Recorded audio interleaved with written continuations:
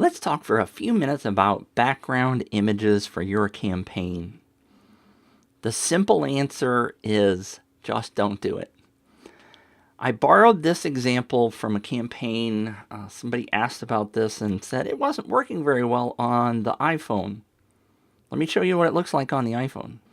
This is what it looks like on the iPhone. Do you see the background image? You see part of it, actually. You see a little bit of the text. And if I try to scroll down, you see that the background image is not moving.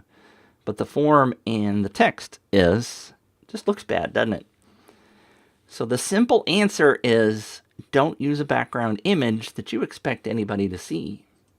This is the actual campaign. Notice it looks pretty good, right? The image is on the left, the form is on the right. But what happens if I resize the window? Uh-oh, the image disappears. Just don't do it. So the question is, can I actually do something like that in a campaign? First of all, let's look at this one that has a default background image from upViral. That looks okay, right? Other than it's a crazy green. But that could work. Let's try uploading that particular image that we saw before. Notice it just doesn't seem to look very good here either.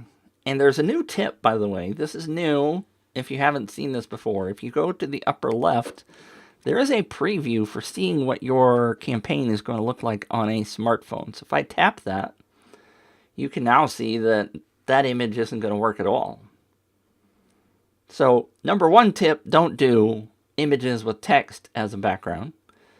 Second tip is make sure you do some testing before you launch your campaign so that you don't come on Facebook or user support and ask questions about why your image doesn't look very good on the background.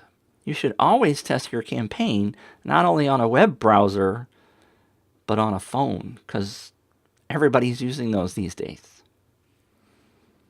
Is there a solution? The only option is to really grab some kind of a template like this particular one.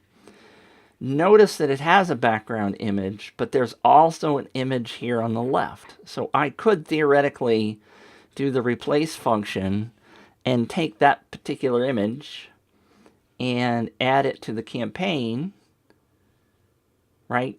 Now, obviously, this doesn't look quite right. She would have to redo the image so that it's just on the left. But if I were to save that and then do the preview, then you can see that that image appears correctly. And if you resize it, then things still look decent. And then you get to the smartphone size, and you will find that that image will appear on the top of the window. Right? All looks good. So that's about the only way, if you really want to put some text in there, to make that happen. Let me also preview this in smartphone mode so you see that that image would appear in the top on a smartphone. Short answer is, what did I say before? Don't use a background image with text that you expect to have something happen. And two, test to make sure it's going to look the way you want it to look. Not only during your development with the preview, but on an actual device once you get the campaign set up.